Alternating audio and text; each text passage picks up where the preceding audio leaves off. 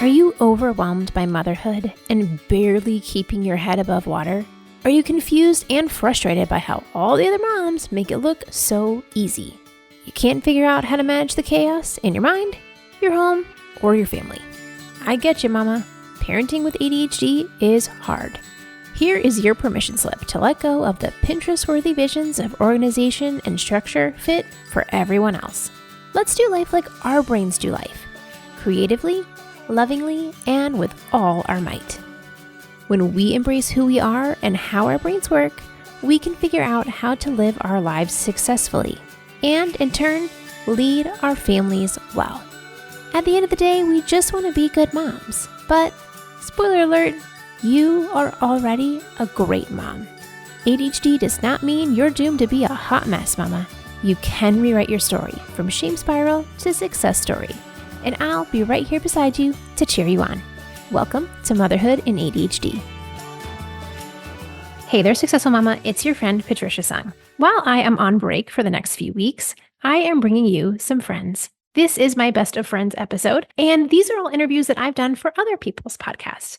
First of all, thank you to these hosts for sharing their episode with us. And I want you to go in the show notes and see, where do you find them? Go listen to their other episodes. Put their show in your queue, in your download list, so that you have an extra friend to hang out with when you're cleaning or on a walk or riding in the car. Every time I am interviewed, I find myself often sharing very similar things, but there's always some nuances and new things that, oh my, wow, I have never shared that before. I've never talked about this in this way. And I can't wait for you to get a new flair and perspective and, a new podcast friend to join you today. So listen in to this episode on a friend's podcast. Go check them out and enjoy this Best of Friends episode. Here's my episode with Danielle Bettman from Failing Motherhood. Our day feels very out of control.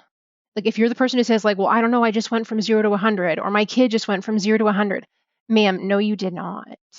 You went from 0 to 99 without having any clue. And then 99 to 100, when that one tiny thing happened, that's when you lost your ever-loving mind on whoever was close by.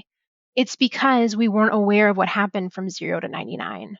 A lot of us with ADHD don't have a lot of like self-awareness on how we feel. We don't understand how we feel and the like what's going on within us to know that we are getting closer to 99. Ever feel like you suck at this job? Motherhood, I mean. Have too much anxiety and not enough patience? Too much yelling, not enough play? There's no manual, no village, no guarantees. The stakes are high. We want so badly to get it right. But this is survival mode. We're just trying to make it to bedtime. So if you're full of mom guilt, your temper scares you, you feel like you're screwing everything up, and you're afraid to admit any of those things out loud, this podcast is for you. This is Failing Motherhood. I'm Danielle Bettman, and each week we'll chat with a mom ready to be real, sharing her insecurities, her fears, her failures, and her wins. We do not have it all figured out. That's not the goal. The goal is to remind you, you are the mom your kids need. They need what you have, you are good enough, and you're not alone. I hope you pop in earbuds, somehow sneak away, and get ready to hear some hope from the trenches. You belong here, friend. We're so glad you're here.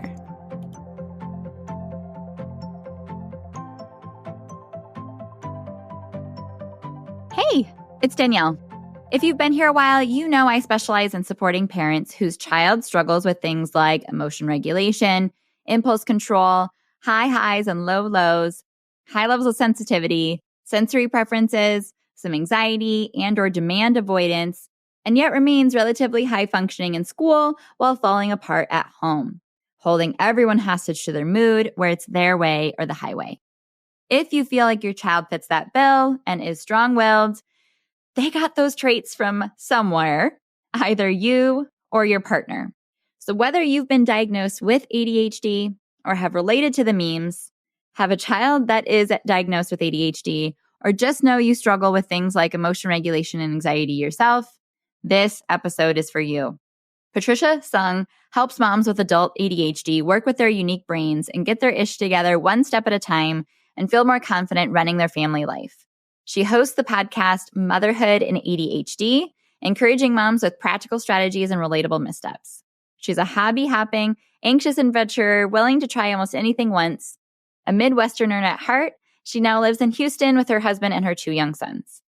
And in our conversation today, Patricia shares her journey of her diagnosis, the quantitative and qualitative symptoms of ADHD, and practical strategies that have made all the difference in her life as a mom. She speaks to exactly what ADHD is and isn't, and debunks the common misconceptions, like if you have a master's degree, you can't have ADHD. She breaks down her go-to tools for managing anger while parenting, and I share mine as well. And best of all, we share all the good, the yin to the yang of the incredible ways you can work with your ADHD to boost your self-compassion, self-esteem, and confidence as a parent. And I secretly brought Patricia onto Failing Motherhood in an effort to open more parents' eyes to the realization that they, and maybe even their child, may have ADHD. A lot of the families I work with have gotten evaluations for their child already and have come back that the symptoms aren't in a treatable range, or they want to do everything they can to support their child before considering medication. So I'm here to support you in the meantime until they get diagnosed, if they do end up getting diagnosed at all. I can't wait to hear your thoughts after listening to this episode. Here is my conversation with Patricia.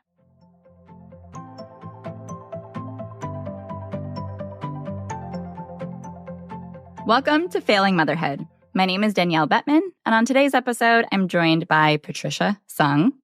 Thank you so much for being here. I appreciate it. Welcome to the show. Thanks for having me. Of course. So just real quick, who are you and who's in your family? So I am an ADHD coach for moms. I'm a former teacher turned just teacher for grownups now, teacher for moms. And I help moms figure out how to live well with ADHD, how to enjoy motherhood, how to feel like you're not failing every day. And I am married and I have 2 boys. They are 6 and 9. 6 and 9. Okay, awesome. My girls are 10 and 11 right now. Super, super close in age. I know I would be willing to guess that a lot of my listeners are either ADHD diagnosed or suspecting or don't know it yet. Because I feel like there's a huge Venn diagram overlap between moms with ADHD and moms who feel like they're failing motherhood. So I'd love to always just kind of make our guests relatable from minute 1 of our interviews. So have you ever felt like you were failing motherhood? Pretty much every day. All of them. All of the above. Yeah. All of the above. Yeah. I think from the start, I had a really hard postpartum season, I guess you could say, with my first. I had a really awful postpartum anxiety. I had DMARE, which, if you're not familiar, is like when you're breastfeeding, when your letdown happens, there's a lot of emotional issues driven by hormones. It was really awful. I mean, from the start, it was hard. And I think as moms, when we care a lot, we put so much pressure on ourselves, which means we feel like we're not doing enough, or we could be doing this, and we're always comparing ourselves to what our ideal would be. So I think, yeah, unfortunately, I worry about that a lot. And I'm really glad that I've learned the skills to be able to pull out of those thought spirals. But man, it is so hard. They don't give you that warning. No. When you start, like, they say it's hard and you're like, I didn't really get the level of hard that you all were discussing. Right? I don't think anyone does. It's hard. Yeah. You have no idea what you're signing up for. And if you did, honestly, I don't think a lot of us would do it if we knew how hard it was to start with, because it's that level of difficulty. And we do it because we love our kids, but you can't explain it to somebody ahead of time. I get why they didn't tell me, because I wouldn't have gotten it, but right. It's hard. Right. 100%. And being neurodivergent adds a whole nother layer to that. So start from the beginning with how you ended up becoming diagnosed. So we're going to rewind the tape back. That's how old I am. I was diagnosed in the year 2000, my freshman year of college. So I went from being a very excellent student all the way through school, National Honor Society. I went to Tulane, which is a very hard school to get into. I was on a scholarship for my grades, and I almost failed out my first semester because I didn't realize that I didn't have all of the skills and strategies in place that I thought I did. Like a lot of women get diagnosed when there's a large life change or when there is a large hormonal change. So you'll see a lot of diagnosis when girls hit puberty, matrescence, which is having a baby, like being a mom, all those hormones, into perimenopause and menopause. And then you'll also see a lot of women get diagnosed or notice that there are a whole lot more problems when you also have those big life changes, like when for young girls switching from elementary to middle or middle to high school to university, finishing school, going to get your own job, or making a huge career shift or getting married. Anytime you have these big changes in life where all of a sudden your past habits, strategies, skills are no longer seamlessly fitting into your new setup of life, that's when a lot of us get either diagnosed or just the doo-doo hits the fan a whole bunch that we're like, this is not happening? Normal. Yeah. So for me, it was moving into university and being like, oh, I am now responsible for getting up in the morning. Like my mom is not there to wake me up I'm like the living dead when I sleep. And a lot of people with ADHD have sleep issues. And, unfortunately back in 2000, we did not know all the stuff that we know now. And so they really just thought it was like, oh, well, here's some medicine to take when you study. Good luck. And the support that I got from the professionals was helpful, but really where the best support I got was from another student. She was a law student and took me under her wing and showed me how to study and gave me a lot of the skill set that I needed to be able to graduate. So that was I was just really lucky because the doctor I saw when I was falling apart freshman year knew, she caught it. And to be honest, looking back now, I'm like, she probably had ADHD. That's probably how she knew.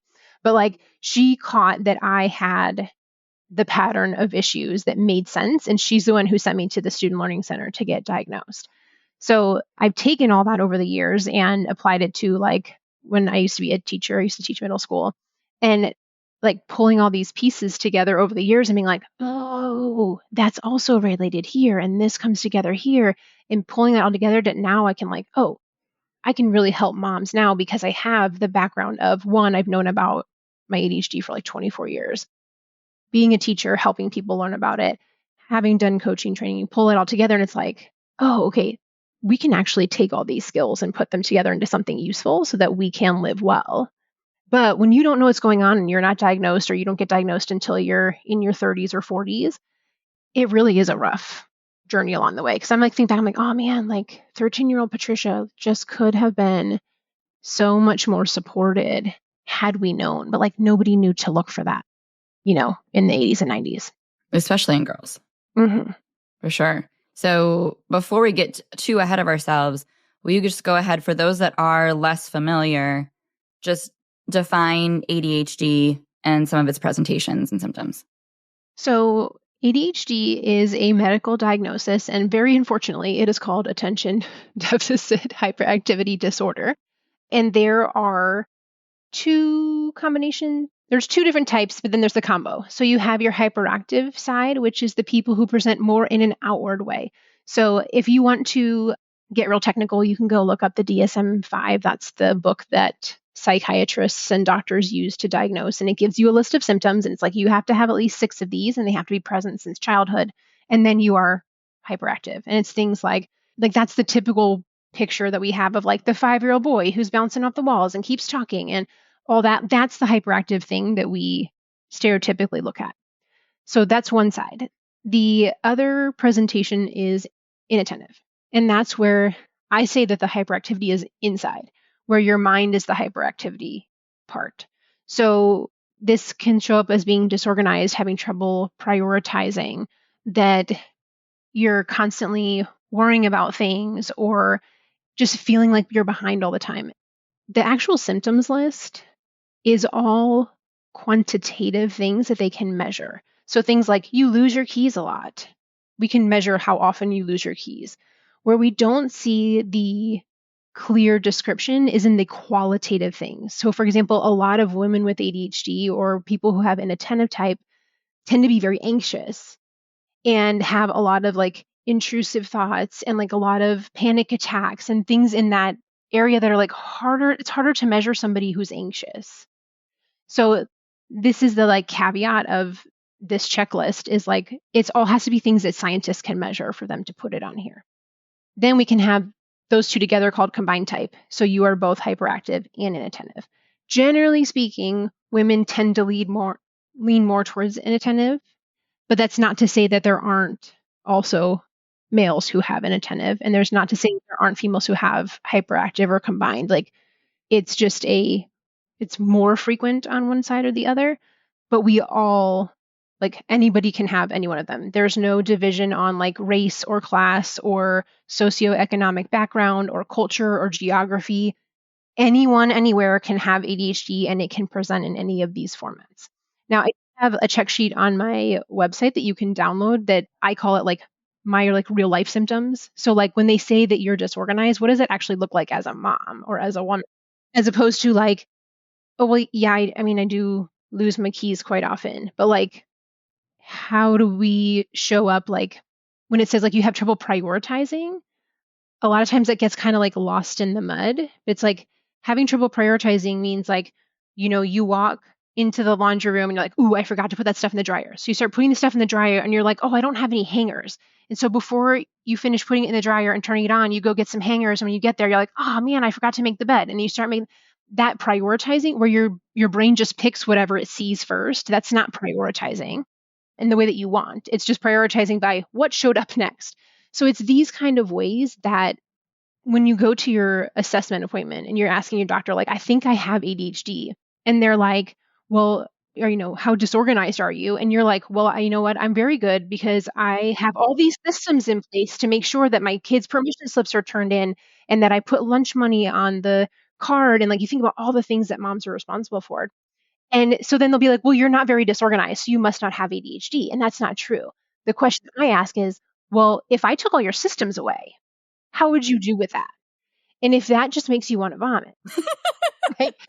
If you don't have all of your reminders and your systems and your color-coded notebooks and all the things that you've set up to be able to allow you to juggle all those things, that's the difference between like, most people would be like, ooh, well, that would stink, but like probably most of it would still get I would done. still be fine. Yeah. Versus the person who's like, if you ever lost, like I have my notebook right here. If you ever lost my notebook, I would be like, what am I doing with my life? I don't know, because I have systems for everything. And yes, so I'm now a very organized person, but because I figured out the systems that work for me, not because I am naturally a very good organizer. So all that to say, to sum it up, there's two different kinds of ADHD plus the combine of the two. And that the way that we usually think about it is just the stereotype of one. And for women, it usually stems more in the mood and like losing your temper with your kids and being anxious. And there's so much more underlying things that happen that are not as obvious. And that's where I want to be able to help moms and be aware that like, it's not that there's something wrong with you. Because I think when we don't know that there's a reason that like our brain functions differently, we think it's us. We think I'm the problem. I can't stay organized. I'm too lazy. I don't try hard enough. If I could just remember to do all the things. Anytime we're beating ourselves up with that language, like, well, if you adjust or you should that frequently, that's when we start to think it's us. And when you know there's a reason for it, it's not an excuse, but it's an explanation, then you can start putting those strategies in place that actually make sense for your brain, as opposed to like all the advice that you've tried 16 times and never works, and how you bought the 15 planners and they're all just collecting dust over here because you only used one page of each one. Like all that advice that worked for everybody else. And you're like, how is it that I've tried 15 systems and none of them work for me? Those are the moms where I'm like, hello, my people, let's discuss. Because there are ways out there that can work for us, but we have to filter out all of the advice that's like, this is not realistic for me. That's not happening. We got to filter out all the advice that's like totally ridiculous for moms. Like the people are like, well, if you have a 5 a.m. morning routine, you shall be a wonderful human. I'm like, you know what I'm doing at 5 a.m.? I'm either really happy that I'm still asleep or somebody's waking me up because they vomited. Like I am not coming here at 5 a.m.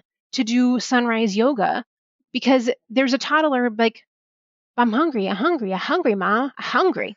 Like that's a different level of advice that I need. So we have to filter out the stuff that doesn't make sense for ADHD, the stuff that doesn't make sense for not parents, and look at like what's left in the middle there. Absolutely. And use that. So you can have a very successful life.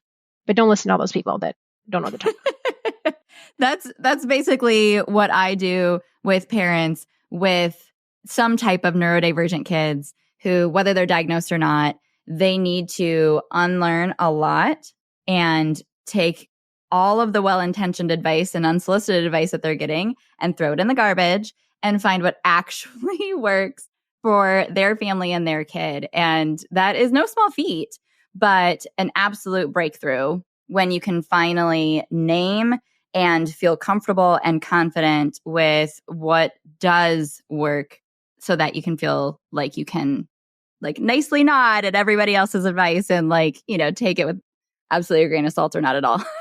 Exactly. But I feel like there's so many misconceptions and myths with ADHD because it either had a stigma for so long or was just really misunderstood or misdiagnosed or undiagnosed. And there's still, I think, so much work to do in really understanding the whole spectrum of neurodiversity, because there is the things that you said about like, well, if the doctor says, yeah, you're not late very often, then you must not have it, or you have a master's degree, so you must not have it. But yeah, I get there an hour early so that I'm not late because I have a system and I'm anxious and, you know, all of these things mentally are going through the gymnastics in my head. But I do think that you could speak to a little bit more of kind of those misconceptions or like the myths you like to debunk of what either ADHD isn't or what is maybe a healthier understanding that we're starting to understand as a society right now.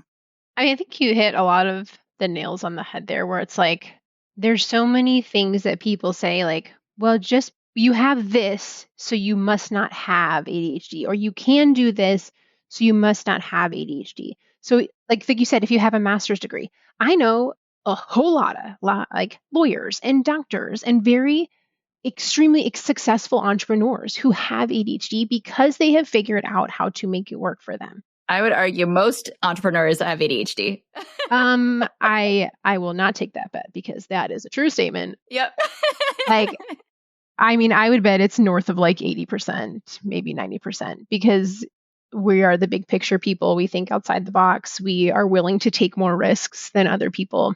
And we just can't fit into the box of someone else's schedule working for us. And yeah. And sometimes we do not follow instructions very well. So working for someone else can be really hard. And also you find in there, like a lot of times, like we think we understand what the person has asked of us. And so we start to go do it. And then they're like, that is absolutely not what I meant. And then they're upset that you didn't do the thing. And then you're upset because you think they're upset at you. And we run into these like communication barriers where we thought we had it and we didn't. And that really beats down on our self-esteem. Oh, we're so hard on ourselves. Yeah. And I'm like, ooh, which can of worms am I opening now? Yeah, I'm gonna stick with this one that I just opened. This part of ADHD that we don't talk about enough is the idea that there's a lot involved with the emotions and the energy. That's not that quantitative thing. The emotional dysregulation is so hard. And what that means is like our emotions are reactions to what's going on around us. And some of us honestly are not even aware of how much the things around us are affecting the way that we feel and the way that we act. And when we are a more susceptible person to the things going on around us, that makes us feel a lot more out of control. But we can actually do a lot to control the way that we feel about things. Like not 100%, but like we can do a lot more about like how we want to react to a certain thing when we're aware of it. But like if you're the kind of person who like your partner is in a bad mood and all of a sudden you're in a bad mood and you don't even know why you're in a bad mood, but they came in and they're with their bad mood, or like your kids come home from school and like, I mean, right now we're recording this like close to the start of school and your kids are just like exhausted and they've held it together all day and they come home and they just like turn into this tiny tornado of emotion. And then you also are like, well, if you would just put your backpack on the hole. And like when you have that like interplay of like other people's emotions really affect the way that you feel, Or even just the clutter around you, the environment. It can be that. It can be like you're frustrated because there was a lot of traffic and my sweater is too itchy. And like all these things come in and you're like, I'm not even sure why I'm in a bad mood. When all those other things feel like they're controlling our mood instead of us, that is a huge part of ADHD. And it's called emotional regulation, like our ability to regulate the way that we feel about things. It is a skill we can develop. But when we have not, a lot of times, like we don't even know that we have the ability to do anything about that. Like our day feels very out of control because it feels like if you're the person who says like, well, I don't know, I just went from 0 to 100, or my kid just went from 0 to 100. Ma'am, no, you did not. You went from 0 to 99 without having any clue. And then 99 to 100, when that one tiny thing happened, that's when you lost your ever-loving mind on whoever was close by. It's because we weren't aware of what happened from 0 to 99. And a lot of us with ADHD don't have a lot of like self-awareness on how we feel. And I'm like, that's a whole other soapbox I'm going to try not to get on in a moment. We don't understand how we feel and the like what's going on within us to know that we are getting closer to 99. So that one tiny thing that set us off and we're like, oh my gosh, why did I yell at my kid about the purple cup? Like I should have just given him a purple cup. But it's because all that other stuff happened. So when we learn how to be aware of how everything else around us is affecting us and then what we're going to do about it, that is a huge skill set for ADHD. But for people who are not diagnosed, a lot of times we just don't even know that that's a thing. We don't even know that we're being affected by that. And that same lines, we've got rejection sensitivity dysphoria. So a lot of us, like when we hear criticism or even perceived criticism, it really like hurts us to the core. Like if you get that vague text that's like, oh, can we talk later? And you're like, oh, that's it, I'm getting fired. Or that's it, my best friend hates me. Or, oh my goodness, my partner's going to yell at me. Like when we immediately assume that like this disaster has struck, like, and you start running through like, well, what are all the things that I possibly could have said to upset them? Why would they want to talk to me later? That like runaway train of emotions is a real thing. Like we really do feel that intense pain when people say unkind things to us or give us that like funny sideways glance and we're like, I think they're mad at me. Like it really does hurt. And that how big the reaction is in relation to the thing that happened is what gives us a clue that like this isn't just grumpy, tired mom. This can be something more. Because that difference is the part that's hard. And this is the difference of it is the hard part that we can't put on a piece of paper on a checklist. So like all these things with ADHD, and we say like, well, like it really hurts my feelings when you look at me like that. And people are like, why are you being so sensitive? Why are you getting upset about that? The fact that our reaction was like an 8 to that sideways glance and somebody else's reaction might be like a 3, like if we're talking like a scale to 1 to 10, these are the ways where like ADHD shows up and we don't know. Because when somebody says, well, then they kind of give me a side eye and then they move on with their day, but somebody gives me that side eye and I'm like spending an hour thinking about why they hate me so much, that's not what everybody else is doing. And that's how we know that this isn't just like regular life. And it's the same way of like when we're struggling as a mom, if everyone else is struggling at a level 3 or a 4 and you're over here struggling at level 10, yes, everybody struggles. Yes, everybody loses their keys sometimes. Yes, everybody thinks being a parent is hard. But when your struggle is up here at 8, 9, 10 and everyone else's struggle is like 4, 5, 6, that's a big discrepancy. But everybody's saying it's hard. So you think it's you. You think that you're the problem. So when we can put a name to this, we can start to say, okay, well, let me learn about this. Let me understand it. Let me figure out the skills that fit that. And then you can start moving forward. But I think these are the parts that we really don't understand is like what we talked about originally of like, you can be really smart. You can be really successful. You can also be like, I can't hold down a job.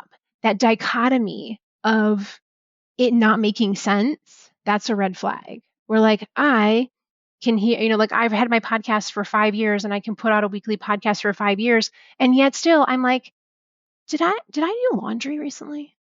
I do laundry all the time. I'm a mom. I do laundry every week. And that's really hard. That dichotomy is what tells us there's the ADHD, not your intelligence level, not how much money you have, not where you grew up, not who your parents were. Well, actually, my parents were. That has a whole lot to do with it. But I'm going to get hold on in, Patricia.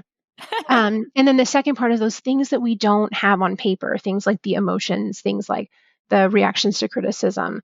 the energy management, about like how things will just take a lot out of us that we don't realize other people can do a lot easier and it's not as hard on them. Those are the things that we don't talk about enough. And that's where I think most moms are struggling with the mental fatigue and the amount of decisions you have to make. That's where it really becomes hard as a mom. 100%. Yeah, so well said. This summer, I actually did talk to my doctor about an ADHD diagnosis, and that was where she had said, oh, you're an entrepreneur? Then most likely you have it. Like right off the bat, just minute into the conversation. And, I laughed, but it has been absolutely life-giving over the last year of really being able to accept that about myself, because my brother was diagnosed in high school, ninth grade, I think. And, looking back now, I can see it in my parents. I can see it in one of my kids. I can see it everywhere. Like, it's like it begins to become like a veil was taken off your eyes, and now you can look at things in a totally different light. And it really, you would think that it would be one that would be discouraging in some ways, but it's actually so incredibly empowering, because it is allowing you to give yourself a lot more benefit of the doubt, because it is inherently extremely frustrating to feel like you can't get your life together and you keep losing your phone.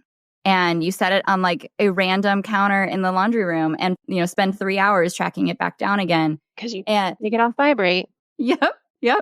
And it's so easy not to just think like, wow, I must have some problems. Like, this is a me thing. But then it becomes, oh, there's a huge thread of commonalities and patterns here that I can actually work with and actually find some humor in too now, when I can name it and it can be something almost a little bit more externalized. So do you find that moms will come to you because their kid has been diagnosed and then they start to see it in themselves? Or how do you see it kind of relating to the family, like you started to mention? Yeah, so there's very much a genetic correlation. So if you have ADHD, there is a 50 to 75% chance that your kid will have ADHD as well. If both parents have it, then it jumps even higher. And it is so much tied into our families. Like, once you know what to look for, it's like everyone around you just has like a highlighter on. And like, yeah, it's not going to be everybody in your family, but you'll see like, oh, Uncle so-and-so, yeah. Auntie so, oh, yeah. And you're like, well, no, this person seems kind of normal. Maybe not them. Like, you'll start an exception to the rule. But like, it is highly correlated to your family system. So I always tell people, if you have anyone in your family, blood related or not, because we are birds of a feather flock together. So if you are willing to put up and marry somebody with ADHD, it's because you're probably okay with it, because you're used to it. It's probably in your family somewhere. Like, whenever people are like, everybody has ADHD, I was like, everybody in your family does. Like, it's probably because you are used to seeing that. You are used to people always losing their phone and can't find this and showing up late. Like, you are used to it because probably there's a bunch of people in your family that have it. So it very much is a prevalent thing. It's a two-sided coin, though. Like you said, like, it's encouraging because you're like, okay, it's not just me. I can see the other places where it is. And there can be more forgiveness in families because we're used to everybody showing up late. On the flip side, it also creates a lot of extra trauma, extra chaos. If your family system has a lot of undiagnosed ADHD or even diagnosed ADHD, and you grew up in a family with one or two parents who were very disorganized or very chaotic, and like, let's be honest, a lot of ADHD can end up showing up in places like addiction, not being able to hold down a job, not being able to pay bills, and that instability that lies within a family system that has a lot of ADHD. Like, that is can be a very traumatic upbringing if that is part of your family line for generations. So it is a struggle to be able to balance that depending on all the characters that are in your family. You may have some people who are very understanding and very helpful, and then you may have some people who are not doing well and create a lot of chaos and drama for those around them. So I think that as the generation that I'm in and the generations that are coming, after us, as moms are becoming cycle breakers and like getting the information they need and setting their kids up for the skills that they need. I think we'll see a lot more healthiness in the generation as it goes forward.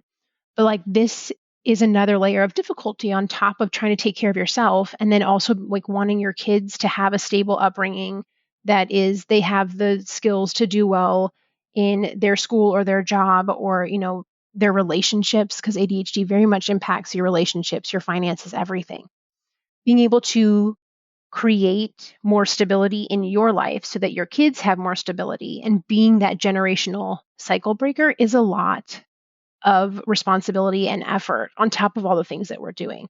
So that can be a point of contention as well, since it's hard. It's really hard to do things differently than your family's always done them. Yeah. For me, I feel like that looked like my mom being the opposite of a domestic goddess, as in had a really, really hard time with household tasks. And my house growing up was always extremely dirty and, you know, clutter filled. And she just did not keep up with really anything as a routine. And I became a complex where I didn't want to invite friends over and never did. And, you know, I then ended up taking the brunt of that as the eldest daughter, you know, in high school. And I really set out to say, like, I want our house to be a home that it's not going to be perfect cleanliness wise, but I absolutely want anyone to be able to stop over at any time and not be a huge source of stress, and my kids feel comfortable inviting people over. Like, that was a piece of cycle breaking that I did not understand was probably related to some neurodiversity in our family,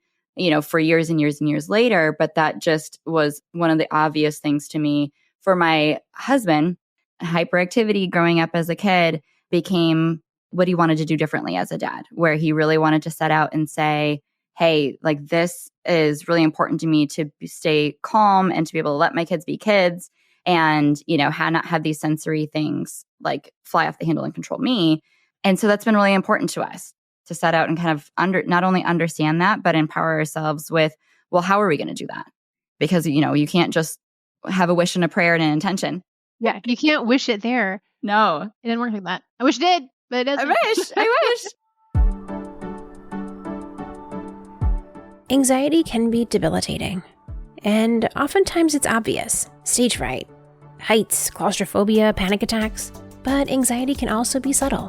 When you can't fall asleep at night, thinking about your sick parent or your teen who's struggling making friends.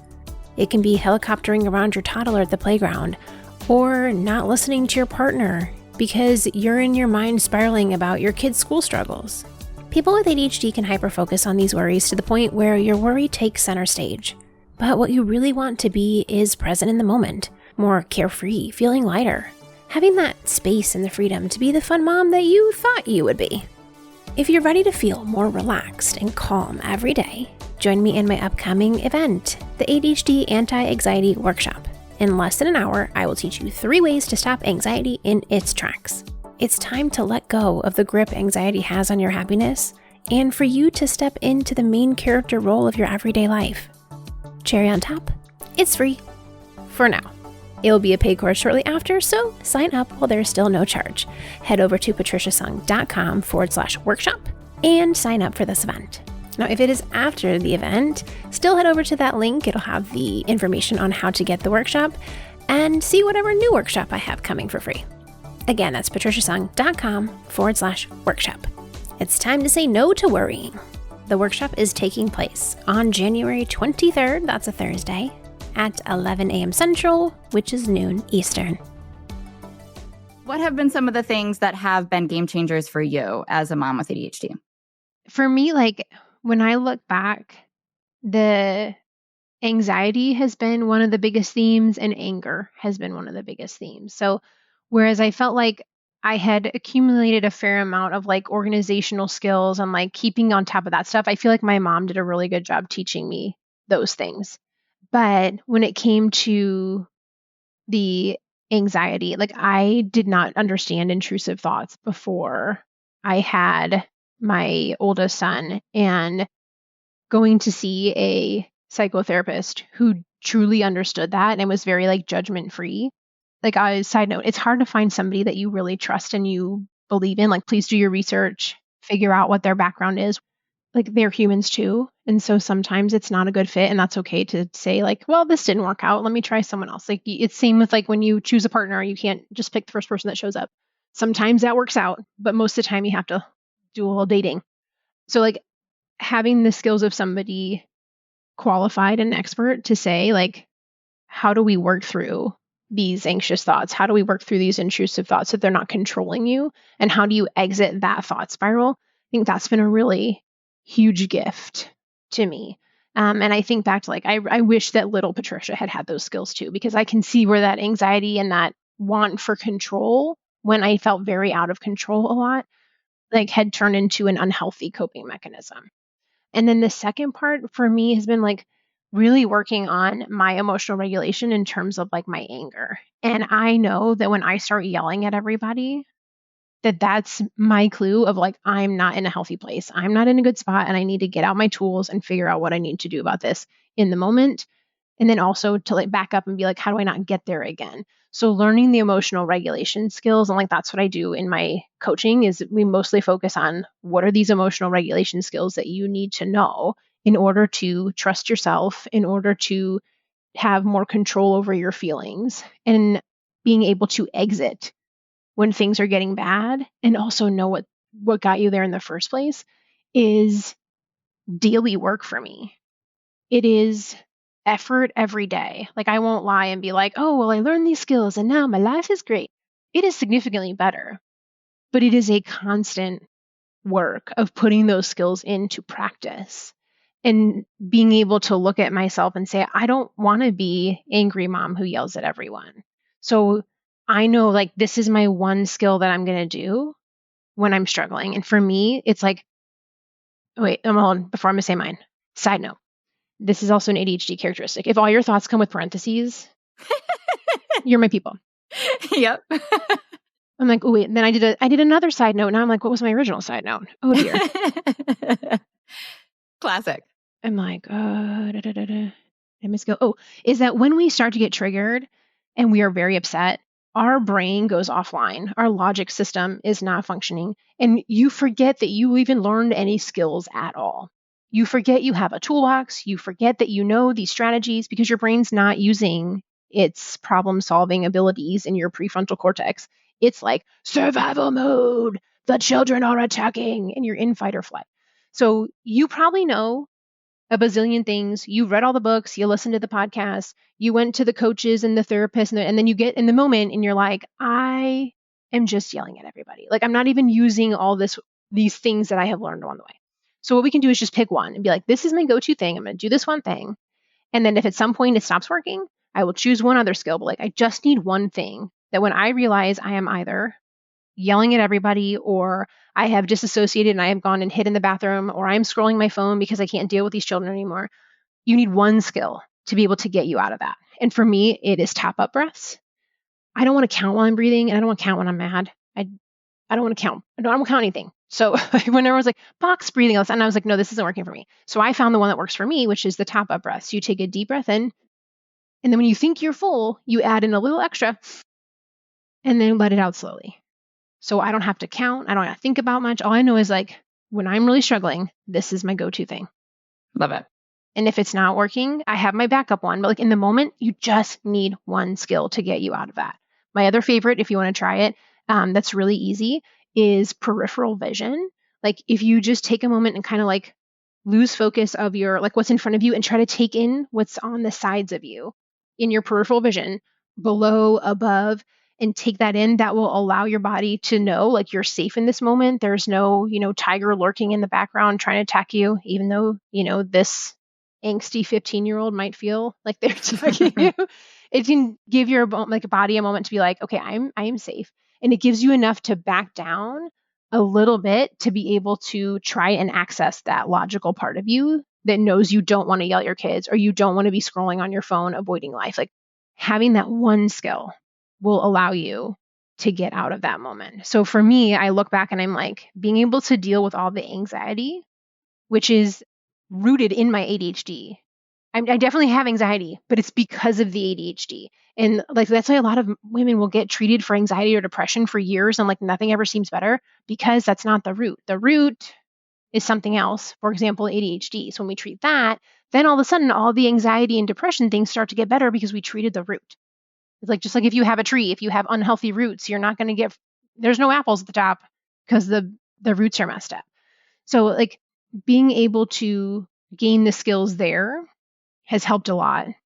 And then on the flip side, being able to control my anger. And I'm like, I don't even necessarily like the word control because I don't feel like I control it very well. I know how to manage it enough to be able to get my thinking brain back online and not take it out on everybody else. And then it's like, okay, well, now that I back down enough that I'm like, okay, I'm not about to explode. What do I need to do to take care of me? Do I need to tag in with my partner? Do I need to throw the kids in the stroller and go on a walk for 10 minutes? Do I need to throw in everyone in the car? They're all belted in. They can't go anywhere. And I'm just going to go on a drive for a few minutes. Like, am I sticking the baby in the playpen and going to stand on the front porch for a minute and take in some nature for a second? Like, what is it that you need in that moment to be able to get down to a place where you can function and be the kind of parent that you want to be temporarily so that you can then actually fix the problem? Because we also can't just stay in that temporary fix zone because it doesn't give us enough of a break to be able to actually solve the problem. So we have to circle back and actually solve the problem of why we got there in the first place. Super, super tangible, practical. And I love that you named that works for you because for me, box breathing is great. It makes me feel like I have control of something. It's very structured. But that was a game changer when I realized just how big of an impact it was because my chest was so tight before. And it actually makes me feel like I can expand my body. And for me, getting space is huge because I feel claustrophobic when I'm triggered. And so I have to just step away, even if it's 3 feet, 10 feet, and, for 30 seconds to 10 minutes. And that is all I need to just immediately feel like it's coming down. But, without those go-tos and knowing that that's your go-to, helplessness absolutely overtakes you. And I think that's the biggest trigger I see with moms is just that feeling of my back's against the wall. I have zero tools and the world is expected of me and all the pressure's on my shoulders and I feel helpless to impact this moment, both in what's going on with my own body and with my kids. And so that's just, a runaway train. Exactly. So I would love to circle back to strengths. Because I would hate for anyone listening that has ADHD or that's really seeing themselves on paper right now to feel like, oh no, this is a really horrible thing to be accused of all of these challenges and struggles. But there's genuinely so much good. So can you just speak to the other side of what the benefits and the strengths can be of having ADHD? Yeah. So I like to look at it on both sides that yes, we want to bumper pad our weaknesses, but we really want to focus on what our strengths are because, listen, I can't change the fact that I have no sense of time. I genuinely have no idea how long it has been. I don't know. And I'm not going to magically get that gene somewhere along the way. So it's I need to bumper pad those weaknesses, but what I want to do is really lean into the positive side of that. And it is my personal belief that every part that you struggle with is something that you can then turn around and flip and not to be toxic positivity because gross. But for the example, I don't have a good sense of time. But what that means is when I'm present with my kids and we're really into something, we are in it. You want to learn about black holes? Cool. Let's go through the Google rabbit hole, the black hole of black holes on the internet and figure out what that means. And so I will jump in with childlike wonder with them and explore questions and yeah, sometimes it gets me in trouble because I'm supposed to be making dinner and all of a sudden I'm over here how do we make a box fort more stable? And it's but that childlike wonder and that enthusiasm makes me a great mom. When I think about how I can get really and be an angry person. And I flip that around. I'm I am passionate about the things that I believe in. And that zest for my feelings and how I am passionate about causes, I want my kids to see that matters and that we stand up for people that aren't being stood up for and that we will speak up when things are not being when people aren't being treated well. That is a beautiful side of that. So any part of ADHD that you're I don't I'm not happy about that. I'm like, agreed. And there's a good piece to that. And so we will bumper pad the hard part of it, but then let's strengthen it. I'm not the best at finishing projects. That's why I have a team who helps me finish the projects. But my gift is I'm the ideas girl. I'm like, listen, you need a solution. I got 16. Let's go down the list. Which one's going to work? And so, yes, my ideas will distract me from getting something done, but that is my gift. I can problem solve out of just about everything. And I love doing it. So, yes, having ADHD is really difficult. It can be a disorder, especially when it's preventing you from doing things like holding down your job or paying your bills or keeping your relationship healthy. And how do we focus in on making the things that work for you? How do we find you the job that appreciates your creativity, that wants your ideas? How do we find the one that's flexible for you to do with your schedule? That's all there when we can look for it. And there's a part of neuroscience called confirmation bias. It's when we're in that, oh, everything's so hard. Why is this so difficult? Life is terrible. We're going to continue to find more examples of that because that's our brain's job. Our brain's job is to find confirmation. So we think that, we feel secure. So when we adjust and okay, well, how can I flip this around? When we start looking for those things that are better, our brain will then start to be trained to look for confirming things that are better. So it's not the idea of toxic positivity. It's how do we train our brains to be doing the things that we want it to do, not the things that we don't want it to do. You don't think you can hold down a habit? Lies. You have lots of habits. You just don't like them, but you have lots of habits. So how do we take the habits that you have and adjust them to be the ones that you want? How do we take those baby steps in the right direction? I'm not going to tell you to be 5 a.m. sunrise yoga lady when you're normally waking up by your toddler, bonking your head and say, "Mom, I'm hungry, Mom, I'm hungry." That's not how we're going to solve your morning routine problems. How do we take what you already do and make it better?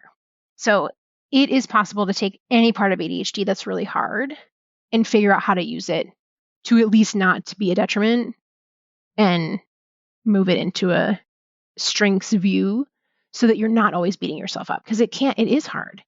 And you're also really great at a whole lot of stuff. How do we highlight those? How do we make those where you're spending most of your day instead of the other stuff? Yep. The object permanence of if you don't see it, it doesn't exist. Yesterday I did not shut my garage door for several hours. I haven't told my husband that, but because the car had already been pulled out and faced down the road. So once I got in the car again after getting the mail, boop, bye. Even though that is such an automatic habit, you would think to close the garage door as you leave, did not even realize it until I pulled back in and went, oh, interesting. But when that's how I absolutely know my brain works and I stop beating myself up for it, I constantly am how can I use my object permanence problem for good and keep things out and visible and in front of my face and doing things in the moment when I remember them or, just trying to really work with that in a way that makes me feel productive and accomplished and getting things done in a way that makes sense for my brain. And that is such a game changer rather than just beating myself up again because I'm making, elementary mistakes and how dare I. But I love that you named all those strengths because I think even the sensitivity makes you, have a high level of emotional intelligence where your EQ is so high where you can really connect with and relate with other people and be present with them in a way that creates that flow with the time blindness in a way that's a huge gift. And when you're a people person, I see that sensitivity in a lot of different ways with both the high highs and the low lows. But the high highs, yes, I get overstimulated when there's, toys everywhere on the floor, but also warm lighting cannot possibly make me more happy. And I have a little disco ball by my window now in my living room. And every day at 4 p.m., there's just little glimmers of light shining all over the ceiling. And I get giddy every single day because I'm so impacted by it. And it's such a high for me. So that there is always a dichotomy of the flip-flop of the other side of that, of that sensitivity or the emotional intelligence or the time blindness or the object permanence, all the stuff. I would love to have any listener that relates to this conversation see themselves in a more compassionate light that find more self-love through that process rather than more and more reasons to become self-aware to a point where you are like ashamed or like not wanting to broach this conversation, you know? Yeah. That's like always my core message is like, you're not broken and you're not alone. As we're sharing these stories, like you might not identify with every single one of them. Like everyone with ADHD is different. We're different people. But like when you see those pieces that are similar, like you are not the only one struggling with these things. And it's not a like fundamental issue of you not being a whole person. Like you're not broken. You can do this and you can figure it out when you have the right support system around you. I think there is always hope for us to find a way that works for us. And a huge step in that direction is that grace to be like, how do we take care of ourselves? How do we give ourselves more compassion? And honestly, being able to illustrate that to our kids is a really huge gift of like, oh man, I really messed that up.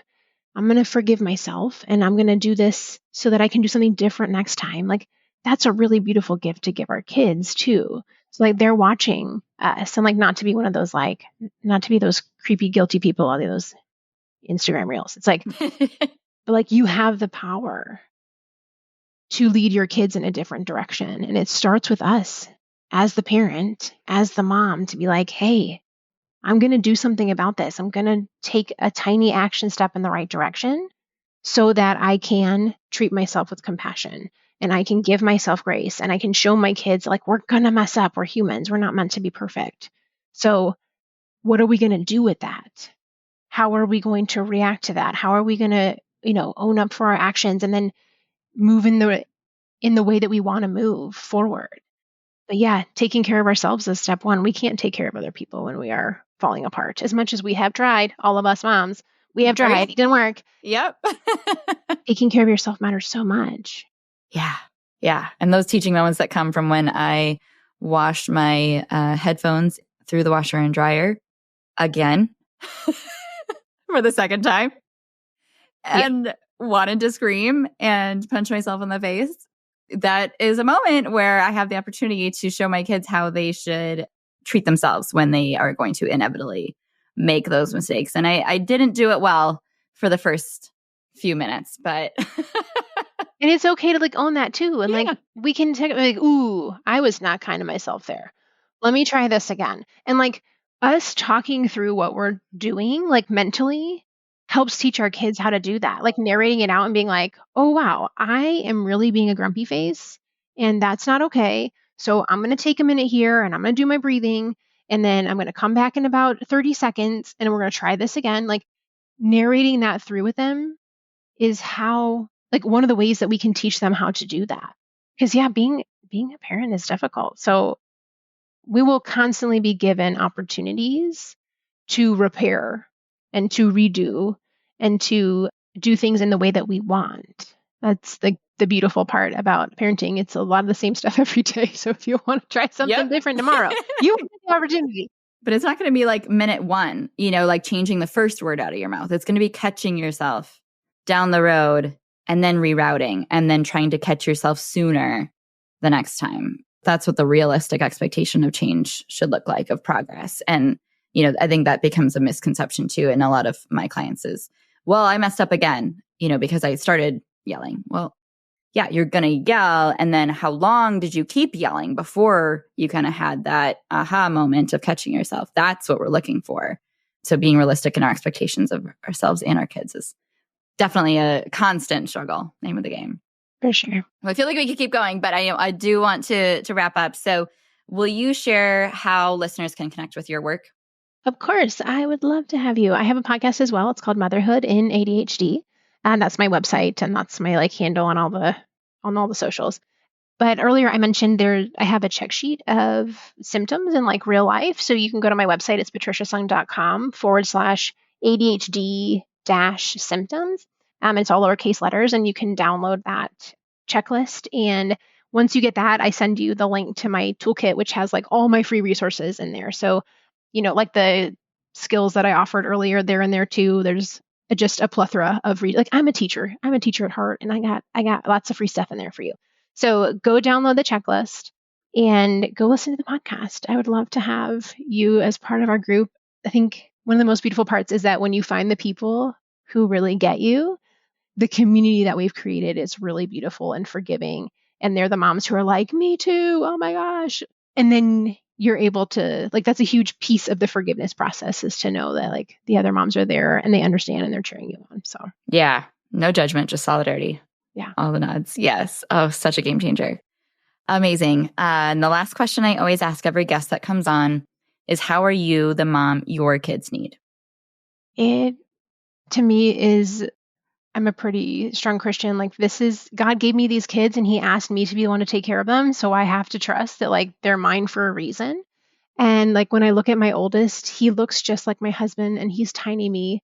And so I am able to like understand where he's coming from and give him the grace that I wish I had had when I was 9. And my youngest one looks just like me and is so much like my husband.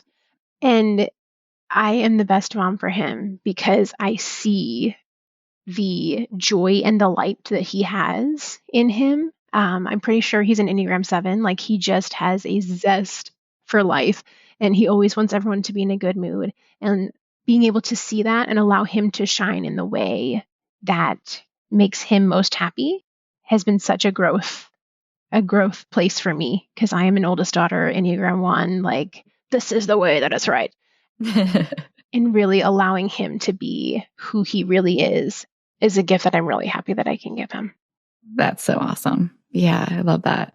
They're both lucky to have you, and having that level of intentionality and, you know, taking your impact so seriously and being able to support them and just being themselves to the level of extent that they feel the freedom to be, which is all we all want, really, is that level of authenticity in our homes. So very cool. Thank you so much for being here. Thank you for sharing all of your insight.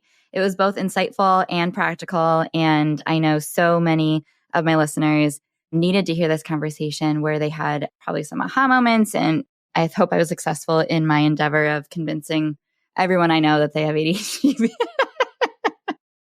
to join the club. I mean, if you're not sure, go listen to my podcast and you're going to learn real quick if you're like, ooh, yep. You're either like, that is me or it isn't. And pretty much everyone that I hang out with is, you know, birds of a feather flock together. So yes, we do. Welcome to the club. Again, thank you so much. Thank you so much for having me. I really appreciate it.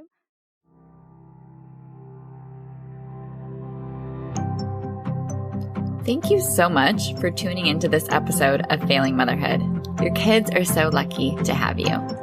If you loved this episode, take a screenshot right now and share it in your Instagram stories and tag me. If you're loving the podcast, be sure that you've subscribed and leave a review so we can help more moms know that they are not alone if they feel like they're failing motherhood on a daily basis. And if you're ready to transform your relationship with your strong-willed child and invest in the support you need to make it happen, schedule your free consultation using the link in the show notes. I can't wait to meet you. Thanks for coming on this journey with me. I believe in you, and I'm cheering you on.